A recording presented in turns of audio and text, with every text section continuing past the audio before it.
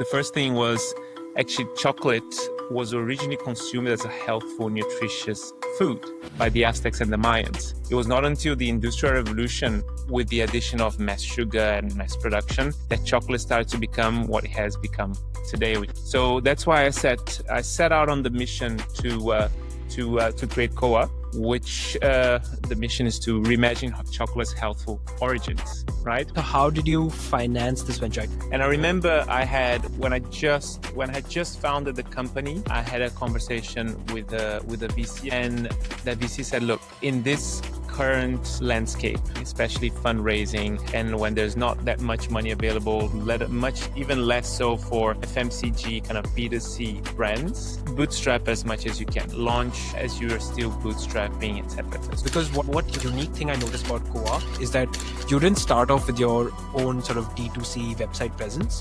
You have gone via e-commerce platforms and other niche retailers. The cost of driving traffic to your own platform, the media cost of driving traffic to your own platform can be quite high as well, right? I went for e-commerce because e-commerce is a big channel for protein snacks and protein isolates. So people who would already be interested to buy, who are already buying into protein snacks, I think 40% of them globally is purchased in e-commerce. So that's... For you personally, when do you think your product will hit product market fit, based on what metrics? Usually the metric that I've heard before is you achieve 5% of your target market. To me, I think it's making sure that the repeat rates are there. As I mentioned to you in our intro call as well, I've tried your product a few times. Personally, a big fan of it. And I'm a chocolate lover. So if you can give me a healthy, high protein chocolate, I'm all in for that. And I can't get enough of it. But for those listening, Eduardo, you are the founder of COA, which is essentially a snacking brand that makes chocolate healthy, right? So we're going to get into all the product, how you came with this idea. But I think generally with my podcast, where I like to start is people's backgrounds, their motivations, and just their life story in general, right? So tell us a little bit about that. Tell us a little bit about your background and also your interest in the whole health and wellness space. Yeah. So, I mean, I am originally from Brazil, but I've been living outside of Brazil for the past 18 years. So I've lived and worked in Brazil, in Europe, and Asia. I've been in Asia for the past 10 years, in Singapore on and off for the past 7 years. And I'm a classically trained FMCG/CPG marketeer. So most of my corporate career, I worked in marketing, various like regional, local, global marketing functions. And my very last role, I was the kind of managing director of Danone in Vietnam, focusing on the specialized nutrition division. Yeah. Okay. 3 years ago, I decided to step out of the beautiful world of big corporations, and into the world of startups, the roller coaster world of startups. And I think after spending so long in big corporation, I was a little bit tired. I was in search of some purpose in my career, what I wanted to do next. And this is when the the opportunity knocked on my door to co-found a plant-based dairy startup. And I myself come from a pescatarian/flexitarian background. My mom was a massive trendsetter, so she all those 45 years ago, she was mostly giving us soy meat and fish. So when the opportunity came up, it aligned with kind of where I came from, right? And I said, you know what? I want to give this a try. I want to jump into this, and that's why I joined my previous startup, which was a plant-based dairy startup. We developed a plant-based gelato brand called Mwah. Yeah. Fitting name. Fitting name. And that company was acquired by Tyndall Foods at pre-revenue stage before the company was launched in London, was pre-launched in London in April 2023. I left the company in May after the acquisition. And as I was pondering what I wanted to do next, I came across this staggering statistic, which showed that globally we're living longer but not healthier lives. And that's mostly due to modifiable behaviors such as diet and exercise. And I kept asking myself, why does that hit me so hard, so personally? mm, And I liken it. I mean, I can relate to the story of my father. My father, I grew up seeing him the last 15 years of his life struggle with his health. My father loved to eat, and he didn't like to exercise. mm, So that's why it was a story that hit me so hard and so personally. And subconsciously, that also is what made me develop what I like to call this healthy obsession about health and wellness. Being a from a marketing background, I know how difficult it is to change people's behaviors. yep, If you don't tap into simple existing behaviors, people will not change. It's about incremental gains, right? mm, We are creatures of habit in the end. And I thought to myself, okay, simple existing behaviors. And when it comes to food, if there's no pleasure involved, I can tell you people will not bother. So I yeah, thought simple existing pleasurable behaviors. And I came across the two biggest snacking categories: A, chocolate; B, savory chips, savory snacks. mm, I've worked in savory snacks before. I worked for PepsiCo in the UK in their potato chips in the snacks division. So I could have gone there, but two things have made me look actually the other way. The first thing was actually chocolate was originally consumed as a healthful, nutritious food by the Aztecs and the Mayans. At some point, chocolate was even prescribed by doctors as a medical ailment. It was not until the Industrial Revolution, with the addition of mass sugar and mass production, that chocolate started to become what it has become today, which is not necessarily known for the good mm, things, right? mm, So that's why I set out on the mission to create COA, which the mission is to reimagine chocolate's healthful origins, right? So taking a modern spin, and we'll talk a little bit more about that, mm. giving that those chocolate healthful origins a bit of a modern spin. So it's interesting that you kind of looked at the two most popular snacking categories and chose chocolate because of the healthful origins. Now, within chocolate itself, you could have done a bunch of things, right? You could have gone in different formats, like existing formats like bars. You chose a very peculiar format, which is grain free snacking clusters, high protein, right? Yeah. So tell us a little bit about that. Like, you saw chocolate as this thing that was historically consumed for health. Now it's demonized and it's associated with indulgence. Yeah. What was the process of thinking about the final form factor of this product that you're creating? I think there's a few things. The first thing, if I'm to be loyal to the mission of reimagine chocolate's healthful origins, Mm, it is not only about what the benefit, but it can mm, also be about the format, right? I mm, wanted to create something that was really snackable, really easy for people just to try to kind of help to fulfill their protein objective, whatever walks of life they are from. And to be honest, I even investigated a few different formats, but I wanted to look and feel a little bit different than everyone else, right? mm, I wanted to try something that it's not necessarily like a uh, a chocolate bar, because I think chocolate bars are usually related to. I mean, people see a chocolate bar and say, "Okay, this chocolate bar will be bad for me." The same thing, for mm, example, I decided. So the biggest category within chocolate is milk chocolate, right? So people ask me, so why didn't you go for milk chocolate? It's a lot more democratic, and you mm, have a wider scope.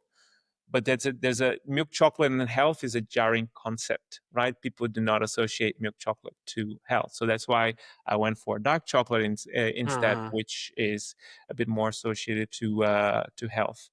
And I mean, needless to say, and we'll jump into that in a second. But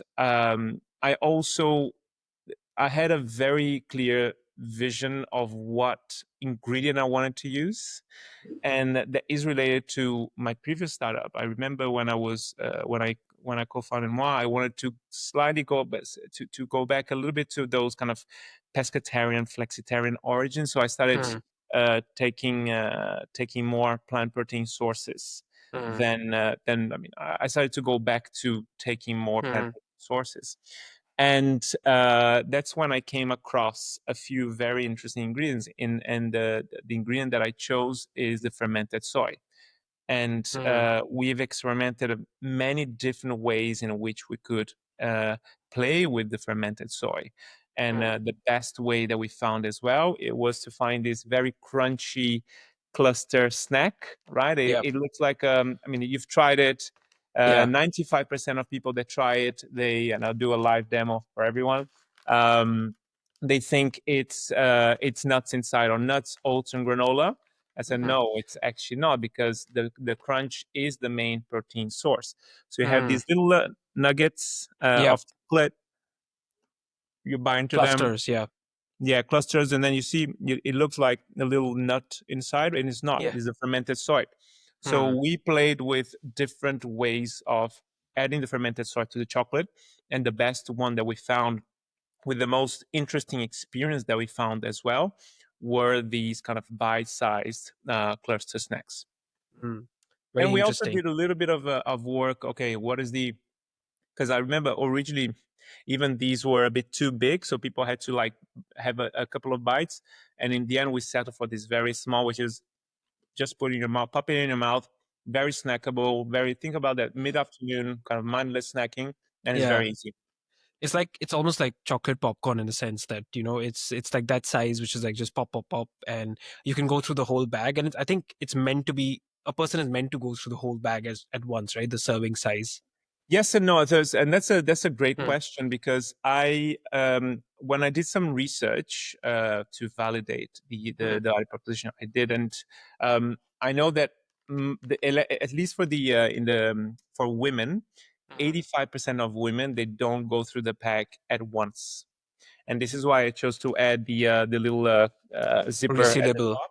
Yeah, Hmm. the freshness seal, so that people don't have to eat it at once. They can just leave it in their bags and go through the day as they Hmm. wish, and then come back to this and eat. Because also with the fermented soy, you get to a snack that is a highly satisfying and filling snack. So it's also great for portion control, which is Hmm. quite important today. Interesting. So, clear on this, like you're a health span enthusiast from your journey, from your roots, and that then you had that experience at Ma, through which you kind of understood the power of soy and fermented soy, and you brought that little element now to this format, which is to make snacking healthier, right? Tell Yep. us a little bit about like the 0 to 1 journey in terms of ideation to product, right? How did you develop the recipes? Did you do it yourself? Did you get external help? Tell us a bit about that process. Yeah, absolutely. So I I knew the ingredient that I wanted to use, and the other very important thing about the fermented soy is, when I worked in plant based.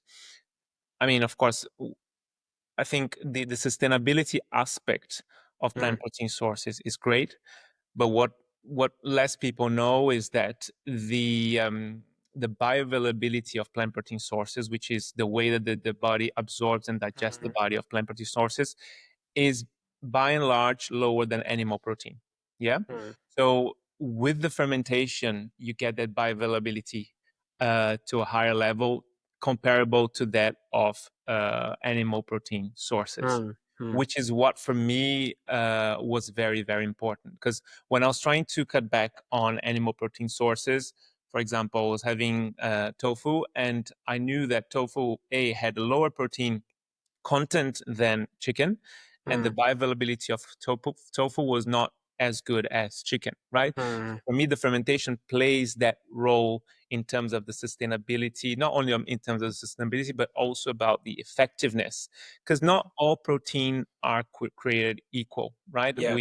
Protein is becoming quite ubiquitous in our diets. People want to go for protein; they know it's Yeah. important. So, to me, I think one of the next steps is the quality of the protein Yeah. is going to become increasingly important, and Mm. people will more and more educate themselves Yeah. about that.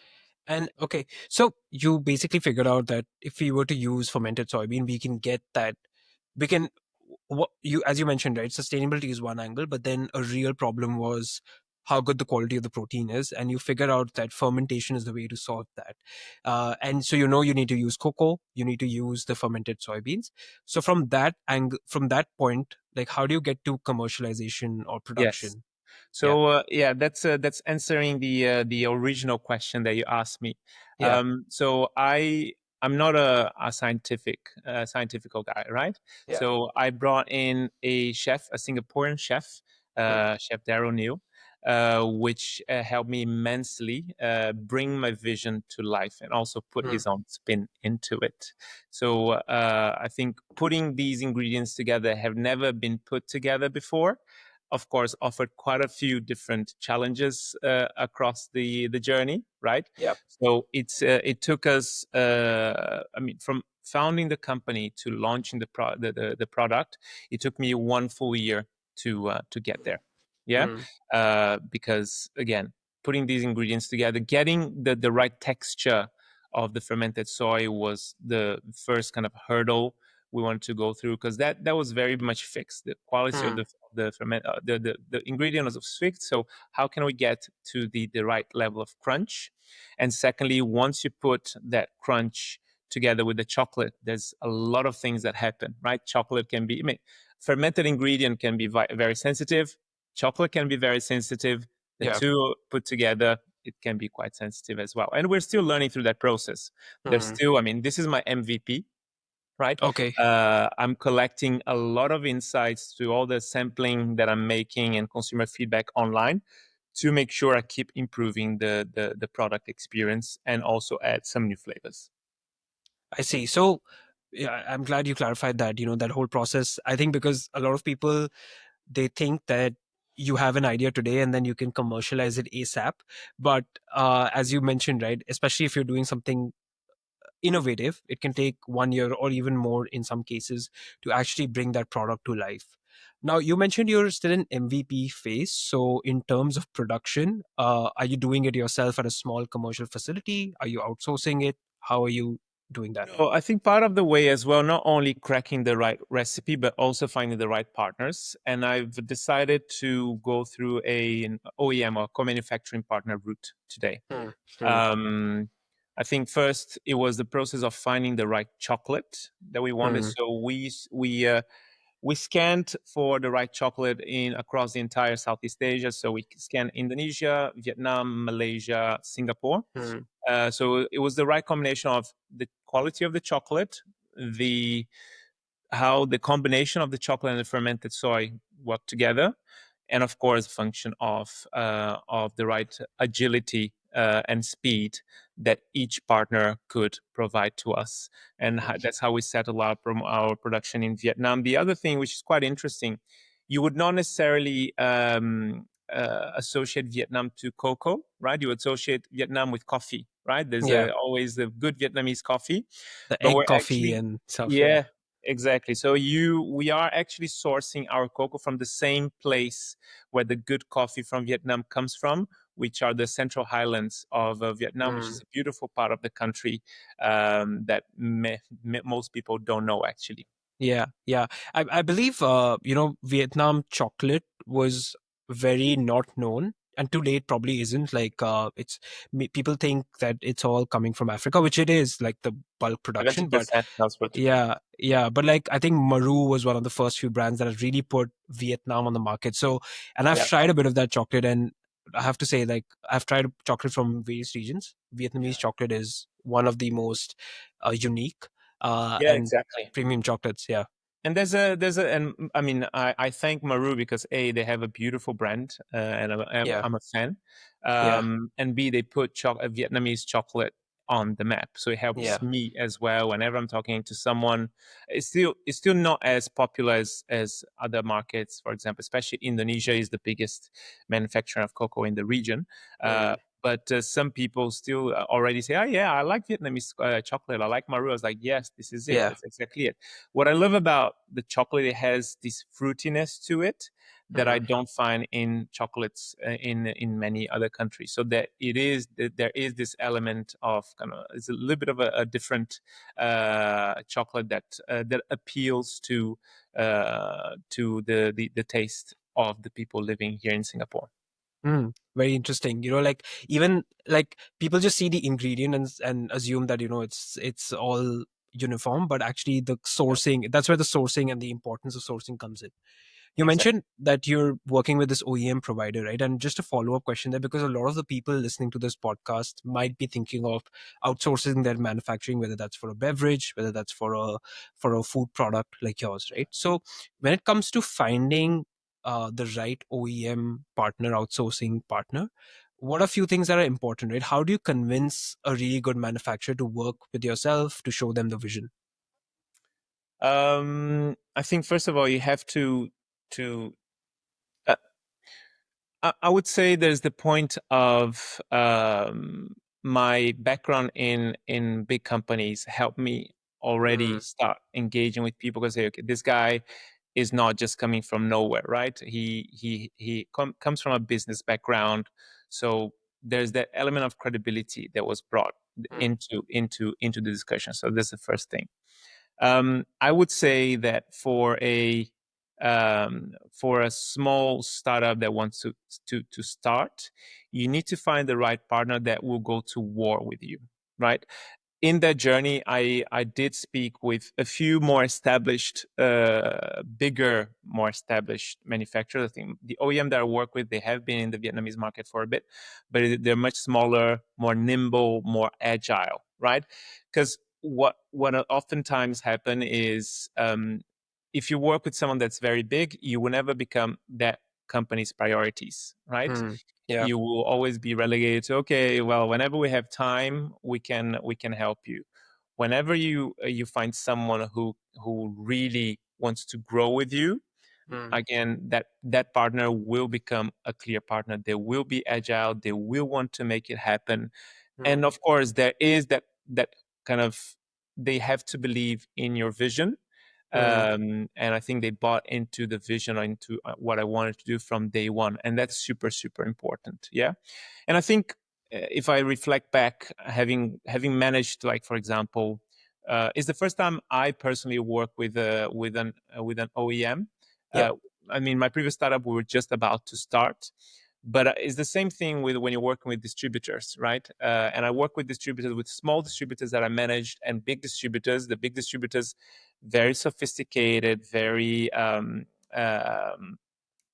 would I say, like with a lot of experience in the market, and the small distributor, much kind of I wouldn't call amateur. They're all very very professional, but again, not necessarily the same level of sophistication and Mm, capability. But I can tell you, when I work with those two types of distributors, you can already guess who gave the best results, right? yeah. Yeah. Those who will want to, like, they will hold your hand. It's like, okay, we are in this together. Let's make this work. And this is Yeah. exactly the same situation with finding an OEM when you're a startup, because you face a lot of problems. You will be small in the beginning, so it's just like, okay, MOQs are super super important. Mm, Otherwise, you end up with too much stocks, aging stocks, right? You want to kind of, it's an MVP. So in the end, there has to be this element of agility that allows you. And mm, an MVP for an FMCG startup is a little bit more complicated, because I mean, you have to print packaging, etc. It's not like, okay, we yeah. iterate by changing. It's not an app that you just can iterate that quickly, right? Yeah. So that's why, like, this agility and the low MOQs, they help you when you need to iterate into the next generation, when you want to launch new products. So we will be launching in June, July, new products. And again, that flexibility, that nimble aspect from this partner that we're working with, are highly, are helping us Mm, to innovate quickly. mm. That's I think that's a good learning, because I believe the first reaction of someone who wants to find a co-manufacturer is to go on Google, whichever country they want to look at, and always naturally the top results will be those big manufacturers that are doing private label for global brands. They have very high minimum order quantities, and small brands can get sort of lost in their client list, right? So as you mentioned, because you are small, you ideally want someone who's not too big and who's a kind of like growing with you, and that relationship where they'll help you out when something goes wrong. Yeah, That's that's exactly it. Yeah, and I think there are different ways to find these co-manufacturing partners. I use my network, and that's the other thing. When you've worked in big companies before, you have a strong network.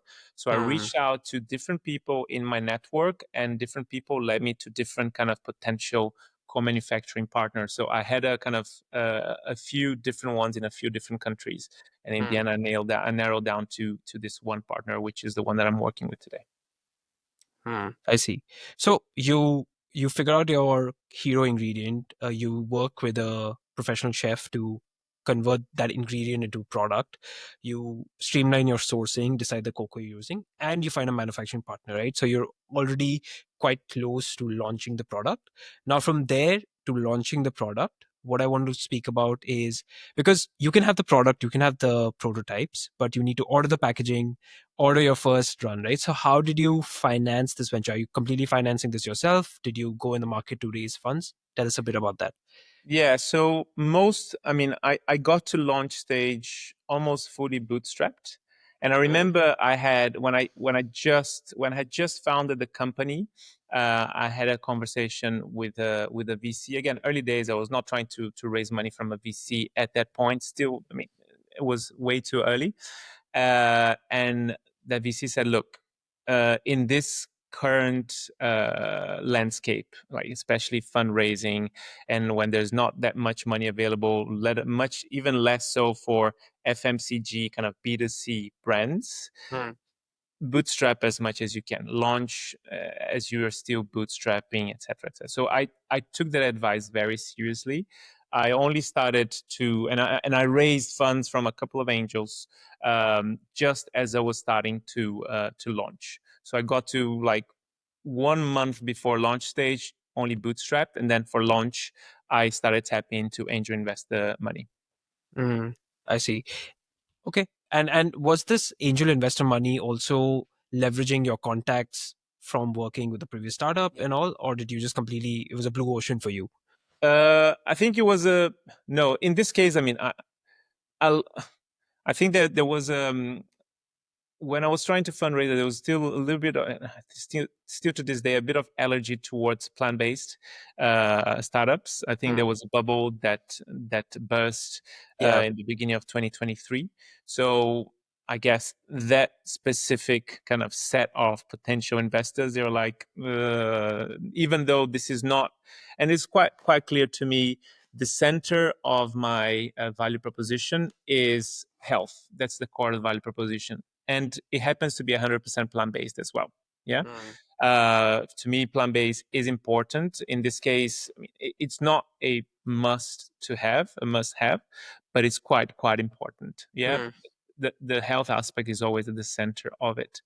So yeah, all of that to say that all those contacts, they were like, yeah, no, right now we are not necessarily investing on B2C CPG FMCG products. So I Mm. had to try to find, and there were more institutional investors than angel investors.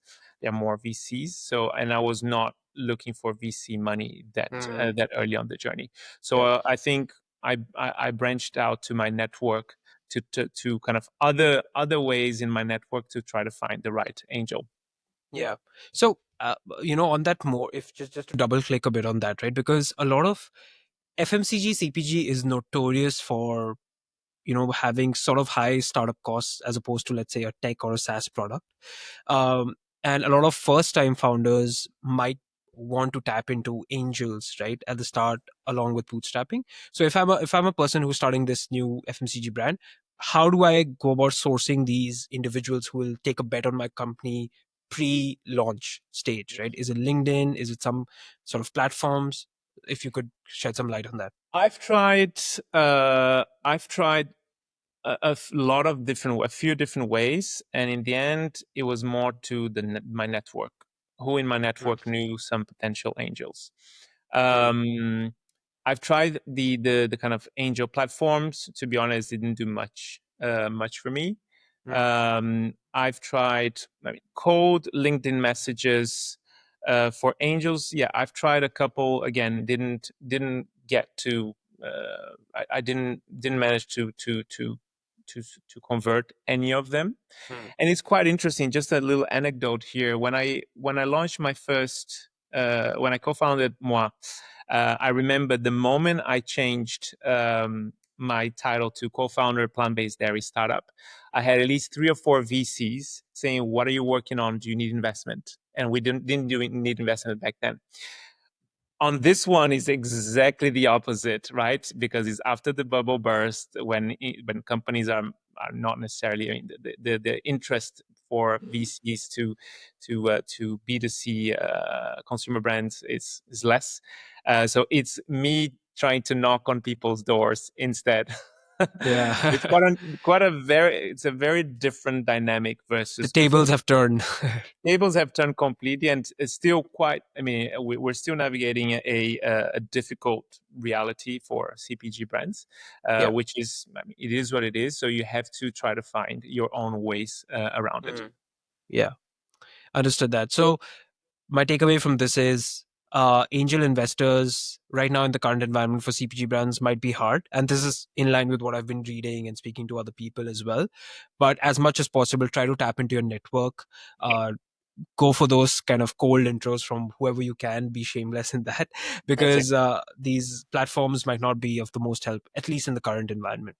And knock on as many doors as you can. Don't feel ashamed that you're like Mm. you still like fundraising, right? Because Yeah. sometimes you're like, oh, I'm not able to raise as much money as I would have wanted. Mm. I feel ashamed about it. No, you shouldn't, right? Mm-hmm. You should still keep pushing. Perseverance is super, super important. I think keep your ego aside because you'll be ghosted several times. Especially, I mean, I was in a big corporation. I managed teams, Mm. had a good level of influence. And when Yeah. when you move to a startup world and you start being ghosted, people just don't respond. You're like, at some point, like it's like it hits you. But all I said, Yeah. look, it's not personal. It's just the way it is. And Yeah. my big advice is keep pushing, keep pushing.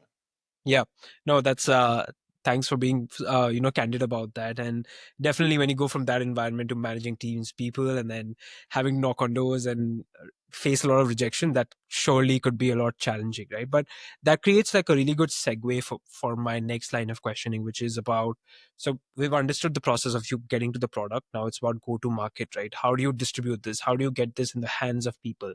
Yeah. And because you worked at big companies like PepsiCo, Danone, you understand CPG and FMCG distribution, right? Yeah. So how did you think about distributing this product? Because unique thing I noticed about COA is that you didn't start off with your own sort of D2C website presence. You have gone via e-commerce platforms and other niche retailers. So Yes. tell us a bit about that strategy. So, and the D2C question keeps popping up. I did not choose to start D2C because it's the cost of driving traffic to your own platform, the media cost of driving traffic to your own platform can be quite high as well, right? And right now I have one product, one line. So I said, you know what? It's not that I'm completely kind of saying I don't want to do D2C, but I don't think it's the right time to do D2C just yet. I Mm. opted for a strategy which I try to call my go-to-market strategy. Was much more trying to tap into potential early adopter channels, right? So, and the early adopter channels that I found, the first is e-commerce. Why is e-commerce an early Mm. adopter channel for chocolate? E-commerce is not necessarily an impulse purchase, right? And chocolate Yeah. is an impulse purchase. I went for e-commerce because e-commerce is a big channel for protein snacks and protein isolates.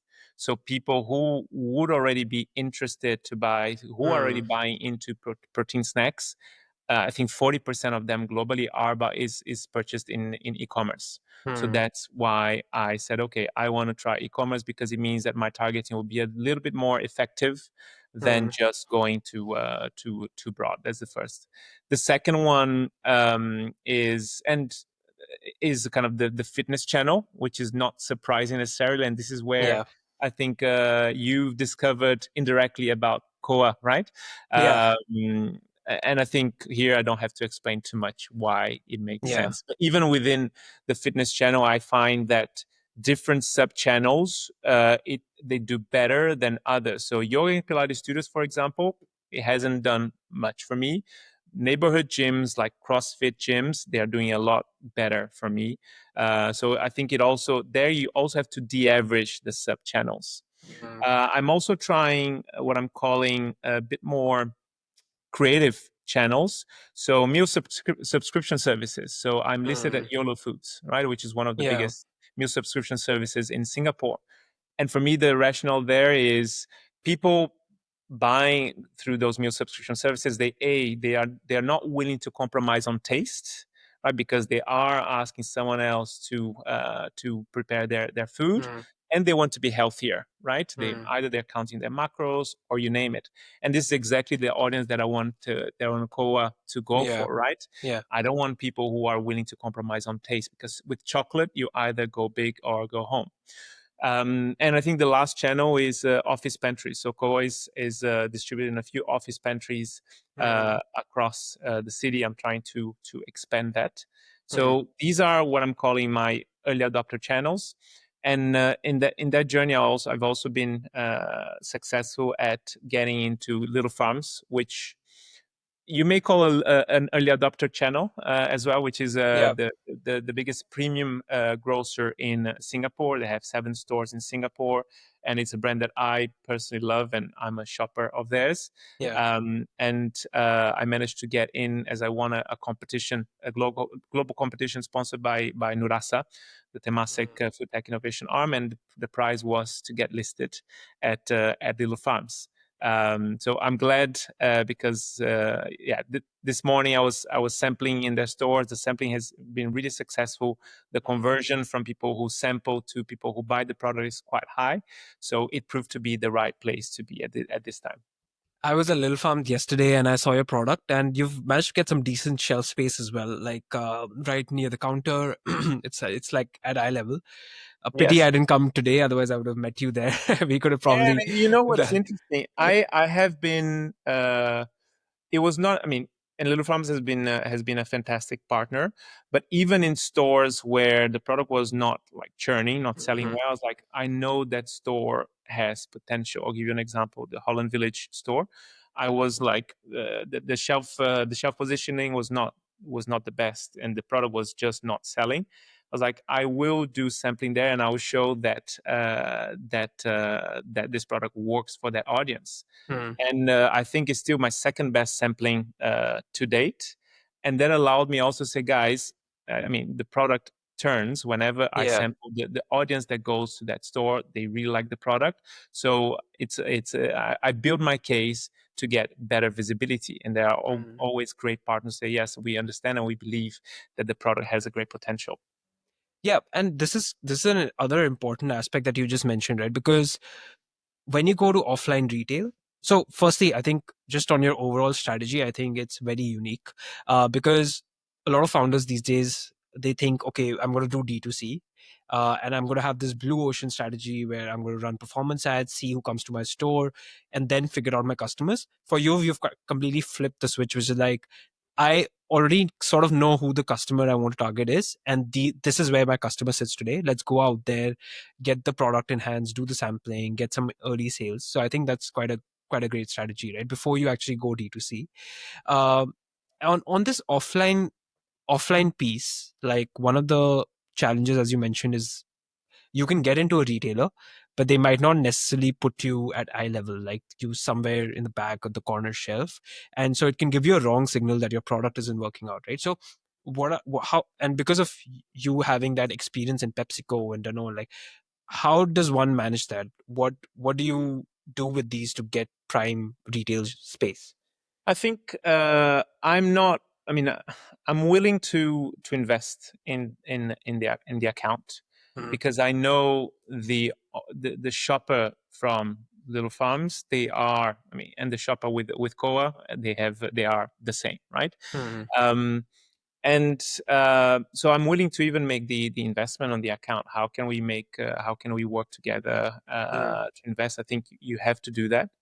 Um, but again, I think it's the case of talking to people, sampling, see what works, what doesn't work. And after each sampling with at Little Farms, by now I've done, I think, already 10 or 11 sampling sessions. So I sampled across all the 7 stores, and now I'm starting to repeat it. I sent a report to the team there saying, look, this is the conversion rate from this store. Mm, Out of the and this, of course, me kind of I'm not counting every kind of interaction, but it gives me an idea, right? So mm, that day in a store that had kind of a lower traffic, my conversion rate was 80%, so very high. Or another branch with higher traffic, my conversion rate was 40%. But showing that level of that, not only I'm there sampling, I'm also showing the performance in each of the stores. I think it gives the confidence to the team there that the value proposition is fit for all their different stores. At the same time, I'm not. I think one of the things that I still need to work on, for example, is the fact that today I only have one SKU, and I know in order to get mm, better visibility and more facings, I need to have at least one more, two more SKUs. Right? That's mm, what's required, and I'm happy to go there as well. mm. Understood. Understood. And all the best in that journey. I mean, it can be quite challenging for these young brands to kind of really push through and become Yes. one of those big names. But Yeah. from what you're saying, you've had really good traction in terms of the sampling. So now Yeah. I hope that sort of converts to long-term sales and your product like just turning over. I know I'll be one of them, but I hope Thank you. you find more of those, right? So with that, I come to the last few questions of my set for what I had for you. Yeah. So you spoke about how you started up, how you thought about the problem statement, and then how you commercialized it to the extent that now you're getting almost 80% success rate on sampling trials, right? Um, there's a lot of advice going around on social media for these D2C CPG founders, like you should do this, you should do X, Y, Z. Yeah. Uh, what are some things from your experience as a two-time founder and also a CPG exec? What do you think, which kind of advice do you think is overrated and people should avoid when they're starting out? I think there's a one of the things that I remember as I was stepping in my first startup. There was this kind of concept of blitzscaling. There's even a book that came out, blitzscaling, and it was especially Yeah. for tech companies. Yeah. And some startups were swearing by that, and I was like, okay, interesting. And I think it was just like I did not see the success of blitzscaling for FMCG startups. Maybe for tech startups is quite different. For FMCG startups, because operationally is a lot more complex Mm, than a tech in many ways than a tech startup. mm, For me, blitzscaling just means losing focus. Yeah. Of mm, course, when you are small, you're hungry, you want to grow, you want to get your valuation up. But if you start, and especially, I mean, my startup, I'm the only full time employee. I also have an intern that helps me, but I'm the only full time employee of the company. You have to stay super laser focused. Yeah. I see a lot of people saying, okay, let me already within like 3 months, let me already expand into different markets. Let me already start expanding to different formats. mm, So I think make sure that your MVP understand how your MVP is working and how it's not working before you start thinking about expanding or not expanding. Think about, okay, what does product market fit mean? Because a lot of companies say, yeah, in 3 months I've achieved product market fit. Have you really? So be very tough with yourself to say, okay, I have achieved product market fit. My product is working. I'm ready to expand. Because otherwise, you start losing focus. You start diluting your investments as well. When you're a startup, you don't have that much money. So make sure you put all your eggs in very, very, very few baskets as opposed to having too many baskets. So on the question of product market fit, right? I mean, that definition can differ from person to person. For you personally, when do you think your product will hit product market fit on based on what metrics? It's a great question. Usually, the metric that I've heard before is you achieve 5% of your target market. I think it's hard even to measure what your target market is because you have the TAM, SAM, and SOM. So, is Hmm. it 5% of the SOM? What is it, right? Um, to me, I think it's making sure that the repeat rates are there, right? Don't have to constantly spend tons of money to only get new people into the brand. Of course, when you're very, very small, you need to constantly bring people into the brand. But all you need to, you also want, especially those who are returning customers, right? So make sure that your value proposition is not great at getting people in, but also getting those people to return. And I think a lot of brands, for example, in plant-based meats industry, I think they were successful of getting a lot of people Yeah. in, but Yeah. they are not successful at getting people to come back, Yeah. right? And I think getting people who coming back is a crucial part of Hmm. the model for you to grow. Yeah, no, I totally agree because I remember when the whole plant-based meat revolution started. Of course, it started out of the US, came to Asia a bit later, but everybody had this hype of trying it once because of the marketing, because it was just there. But I know very few people who actually actively sought it out. And as you mentioned, right, like, uh, so the money kept going in when the music was on, but as soon as the music stopped, it all came crashing down, because when you don't have a repeat rate, you don't have a sustainable business, and at some point, the money going in is going to end. Uh, Yes.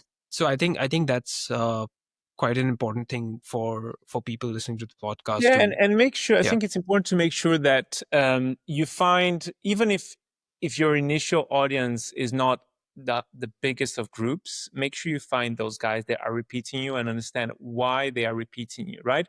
And this is something that you can replicate across other groups, other audiences, and even I'll tell you for COA, I can tell you I was targeting a specific group, and I know that I'm hitting a lot of different groups for a lot of different reasons. So there's a lot of different use cases Mm, that I'm seeing that I was absolutely not expecting for COA, which is a great thing. mm, So my role now is to say, okay, now all these groups are kind of, they seem to be enjoying the brand. Now, what are the reasons why they are liking it, and how mm. can I double down on those specific audiences as well?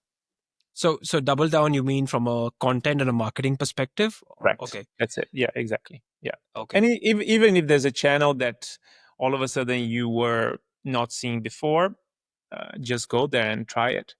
Mm, mm. So that constant iteration in trying to find that product market fit until you get there, being laser focused, both in terms of your time and energy as well as your resources, is That's what you it. think is crucial. And As yeah, Yeah. exactly. And I think what's been pushing me to think this way is the fact that I don't have that much money, right? And I don't have Mm, that many resources. It's mm, yeah. So I think when you're well funded, a lot of people become a bit complacent and say, "Oh no, okay, so we have that money, so we don't have." I think having less money makes you a lot more focused and a lot more choiceful with your decisions. yeah. Yeah. And it's like you're just more efficient with it, right? Because when you have a lot of money, you can kind of throw it around on things that you're not That's it. fully you don't have a lot of conviction about. But when you just have a couple of $1,000s to spend, you're going to make sure that it's the right bet. Yeah, exactly. And you have to keep it like as you have to be able you keep stretching Yeah. that very tight Yeah. budget Yeah. as long as you can, because as you know, I mean, runway, the cash flow is really really important for startups, any startup, early stage startup even more so. Yeah. And I've heard this a lot, right? That sometimes for CPG businesses, in specific, margins are good, but what kills smaller brands is cash flow positions, right? Because usually when you work, especially with retailers, Yeah. they don't pay you immediately. Yes. They have like 30-day, 60-day payment terms, right? So do you have any tips about managing that, and how you can kind of manage your cash flow cycle efficiently to finance your inventory on a rolling basis? I think the first one, keep your costs, fixed costs to zero. I mean, to as low as possible. My fixed costs right now, I mean, I'm not paying myself a salary. Mm, Uh, Full disclosure here, until mm, I can get to a certain level. And my fixed costs today are like hardly are not much. Let's call it yeah, that way, right? yeah. So that's one of the many ways you can do it, and that's probably the most important of them. So you have to also think very carefully when you want to start hiring people, because it comes with, it's a lot of responsibility, right? And all of a Mm, sudden, if you're hiring someone, you have to pay that person as a full-time employee, that person a salary every month. Or if you want to have a factory, you will have to pay a significant amount of money every mm, month for mm, that factory. So only do those things when you know that you can do those things. Do not jump the gun on mm. that.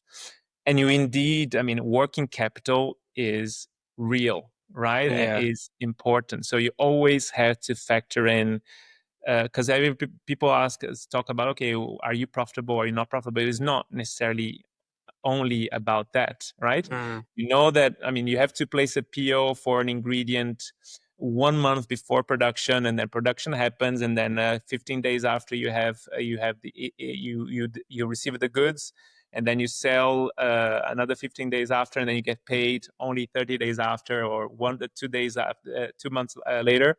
So you have to really factor in the fact that I mean, how in your calculations, do not forget working capital. Again, yeah.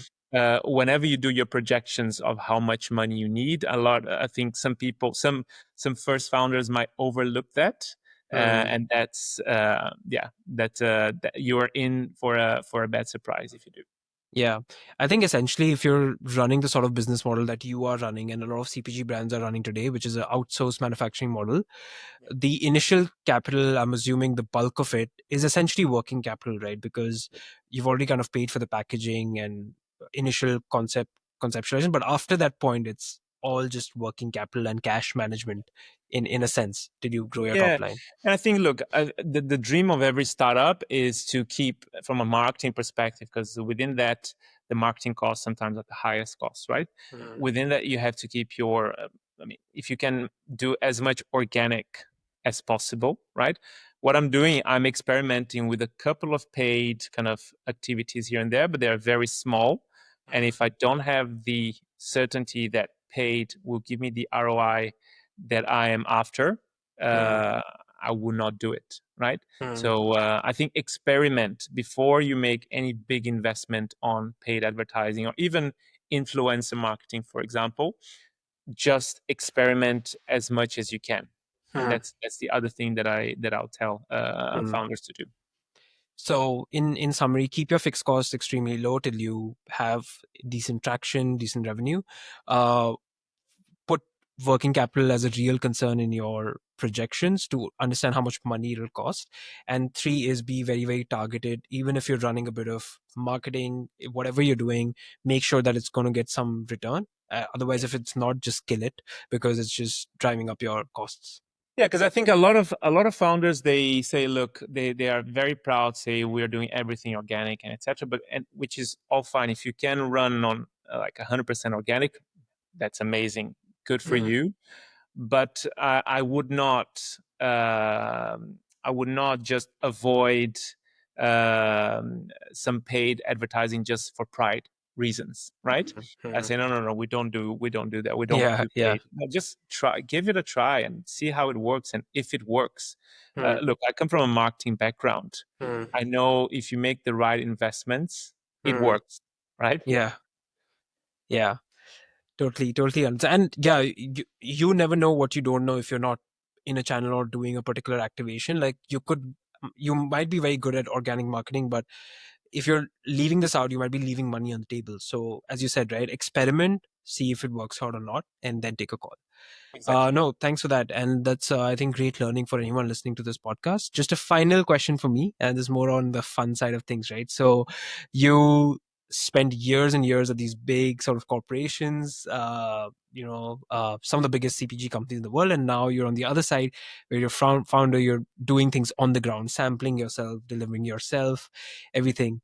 Uh, what are some things that you miss from the corporate world, and what are something that you really like about the startup world that you wouldn't have gotten in corporate?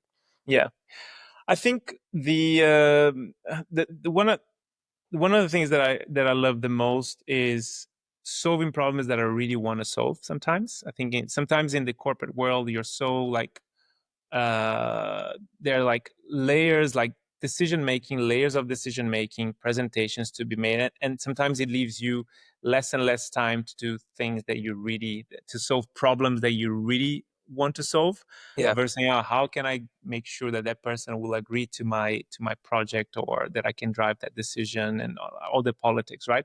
So that's the first thing. And I think doing something that this whole thing about purpose is, I mean, I think it's been people have talked about it, but I think choose something that, and this is what I call the healthy obsession for, right? Mm, I think it's important to have a healthy degree of obsession for what you're doing in your startup, because there will be days, and a lot of days that will be very difficult, and you'll be waking up saying, am I doing the right thing?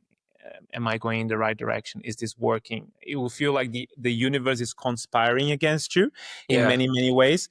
So that level is not only about the resilience of it. I think everyone knows it's important to be resilient, to be in the face of adversity, but you will not be able to go through that if you don't have a healthy degree of obsession for what you Mm, do, which is mm, something that I experiment in my startup that I did not experiment before. mm, Um, and I think obviously starting something from scratch, I never had so much. I mean, the level of fulfillment that you feel mm, for starting something from scratch. There was yeah. nothing, and now there's something. It's very different than what you have in a company, which is great. A lot of times you lead innovation, you start Mm, things in a corporate environment from scratch, but they're actually not from scratch. There has yeah. always been something there. There's a structure there that you can tap into. There are resources there that you can tap into, right? That in a startup you don't have, and that for me Yeah. is a fun part. Obviously, I think in a company A you have a lot of resources. I'm not calling Yeah. them limited resources, but they are resources. So it's obviously something that would be great to have. Um, and I go back and forth on the second one, the level of structure, right? In a startup, no day is like the previous day, right? Yeah.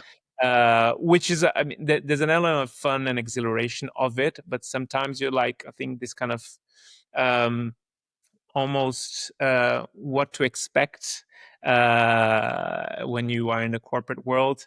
Sometimes they give you like that breathing. They're like, okay, I know how to expect. I know how to do this. I know how to do that. And in the startup world, you don't have that. And of Yeah. course, there's the fun aspect of it, but there's also kind of sometimes it can wear you out as Mm, well. So you have to mm. be ready for it.